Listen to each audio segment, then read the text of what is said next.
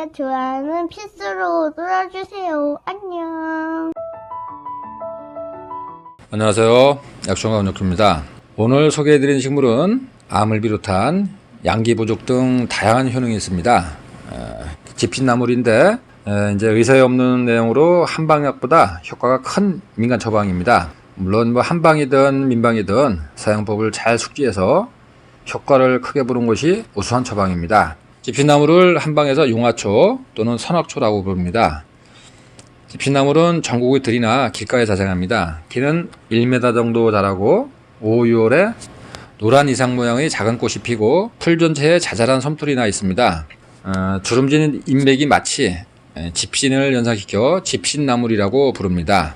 또 옛날에 이제 집신이나 버선 등에 잘 달라붙어서 집신나물이라고 불렀다는 이야기도 전해집니다. 집신나물의 씨앗은 짐승이 털에 달라붙는 특성 때문에 산짐승에 의해서 멀리까지 이동해서 번식합니다. 집신나물은 풀 전체를 약으로 사용하는데 꽃이 피기 전에 뿌리채 캐어서 그늘에서 말려서 약으로 사용합니다. 영양학자들은 매일 섬유질을 30g 이상 꾸준히 섭취하면 암으로 인한 사망률을 3배 이상 줄일 수 있다고 합니다. 집신나물의 영양 성분을 상추와 이제 비교해 보면 단백질이 4배, 지질 5배, 당질 4배, 섬유질 16배 이상이며 미네랄이 5배, 비타민 C가 13배, 베타카로틴 성분의 함량이 월등히 높습니다. 집신나물은 자궁암, 위암, 식도암, 폐암, 대장암, 간암, 방광암 등 항암 약초로 널리 사용되고 있습니다. 약초의 성분과 이용이라는 책을 보면 자궁경부암 세포에 집신나물 달인물을 투여한 결과 암세포에 100% 작용했고 정상세포가 2배로 늘었다는 실험 자료가 있을 만큼 암치료에 우수한 효능이 있습니다. 집신나물은 연한 새순을 이른 봄에 채취해서 나물로 먹거나 새순을 덮어서 차로 만들어 먹습니다. 집신나물은 뿌리의 약성이 줄기와 잎사귀보다 강하기 때문에 뿌리가 포함된 약초를 사용하는 것이 좋습니다. 술을 담글 때는 뿌리가 포함된 전초를 사용합니다. 술을 담가 소주잔으로 하루 2-3잔씩 먹으면 중년 이후 남성들에게 도움이 됩니다. 자양강장 효과 및 만성피로를 개선하고 심장 기능을 강화시켜주면서 불면증에 효과가 있습니다. 예전에 집신나물 술을 먹고 팔순의 노인이 아들을 낳았다는 소문이 퍼지면서 시골 안악들이 틈틈이 집신나물을 캐어 술을 담가 남편을 먹이다가 혈압 상승으로 고생한 사람도 사실 있습니다. 과암 독입니다. 집신나물은 혈압을 상승시키는 약간의 부작용도 있습니다. 집신나물 약술 만드는 방법을 이제 알려드리겠습니다. 생집신나물 1kg에 소주, 알코올 30도 이상 5에서 6리터를 붓고 밀봉 후 서늘한 곳에서 2-3개월 숙성시킨 뒤 하루 2-30ml를 아침 저녁 식후에 약으로 복용합니다. 이 밖에도 집신나물은 지혈작용이 뛰어나서 가래에 피가 섞여 나오는 증상과 피를 토하는 증상 및 소변 출혈, 자궁 출혈 등 각종 출혈에 지혈제로 사용합니다. 피오줌이 나오는 증상, 특히 자궁암으로 인해 출혈에 부차종과 함께 볶아서 사용하면 더욱 좋습니다. 집신나물은 심장 혈관과 근육을 튼튼하게 해주고 항균, 항기생충, 항염증 작용과 함께 진통작용이 있습니다. 또한 유궤양, 장염, 설사, 입안염증 등의 치료에 효과적인데 특히 대장암, 장염, 각종 궤양성 질환에 특히 좋습니다. 이제 가대 비방인 집신나물로 선백산을 만들어 사용하면 좋습니다. 여러모로 도움이 될 듯해서 이제 소개해드리겠습니다. 선백산은 집신나물 뿌리 말린 겁니다. 3kg, 부초손 3kg, 감초 300g에 물 20리터를 붓고 약한 불로 10시간 정도 달여서 건더기를 건져내고 다시 약한 불로 엿처럼 진하게 졸입니다.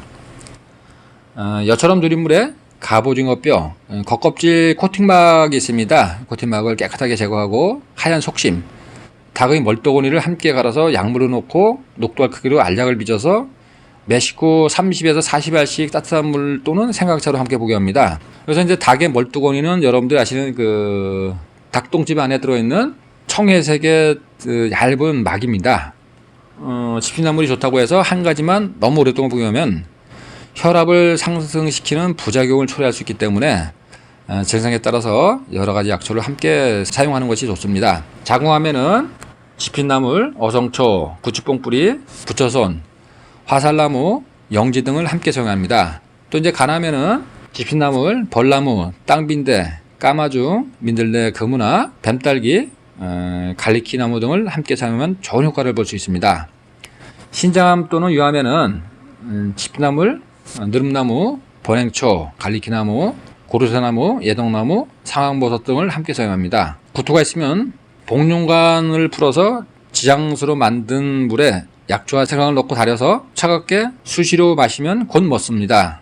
이제 여기서 복륜간은 아궁이, 불을 때는 아궁이에 이제 그 붙어 있는 아궁이 속에 황토입니다. 황토인데 검은 부분을 떼어내고 이제 흙 부분만 갈아갖고 이제 항아리에 넣고 물을 붓고 지장수를 만듭니다.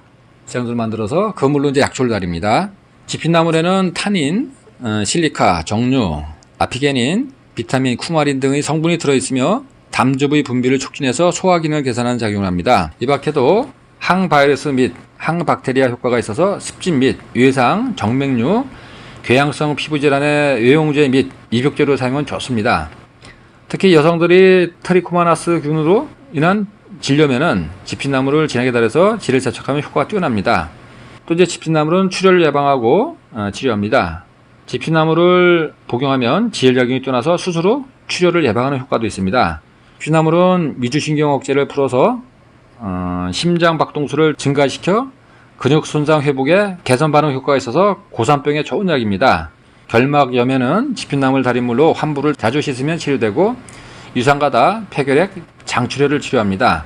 저혈압에는 지핏나물 달인물을 여러 날 마시면 좋아집니다. 지핏나물은 임산부와 모유 수유 중인 산모는 먹으면 안 되는 약초로 임산부에게는 자궁을 자극하는 성분 때문에 비정상 아기가 태어날 위험이 있고 모유 수유 중인 산모는 유아에게 좋지 않은 성분이 젖으로 분비되어 나쁜 영향을 초래할 수 있기 때문입니다. 또한 혈압을 올리기 때문에 고혈압 환자는 사용량에 주의해야 하므로 하루 10g 미만을 사용하시기 바랍니다. 지핏나물과 잘 맞는 약초가 삼지구엽초입니다.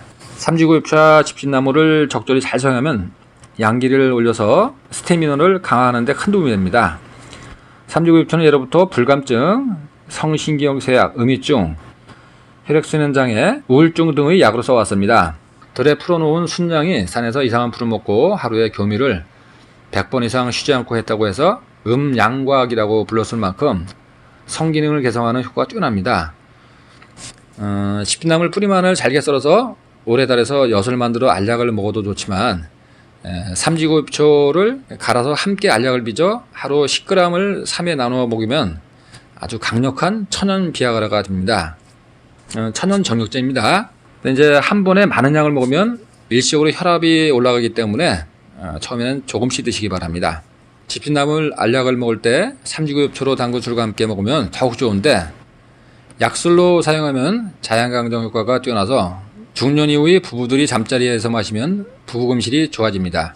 삼지구엽초 술은 삼지구엽초 600g, 생천마 1kg, 육종용 파극 구기자 각 200g에 30도 이상의 소주 8리터를 붓고 서늘한 냉함수에서 6개월간 숙성시킨 뒤 꺼내어서 약술로 복용합니다. 오늘은 지핏나물을 이용한 다양한 증상의 민간약을 만드는 방법을 설명해 드렸고 또 설명 내용에 따라서 잘 사용해 보시기 바랍니다. 감사합니다.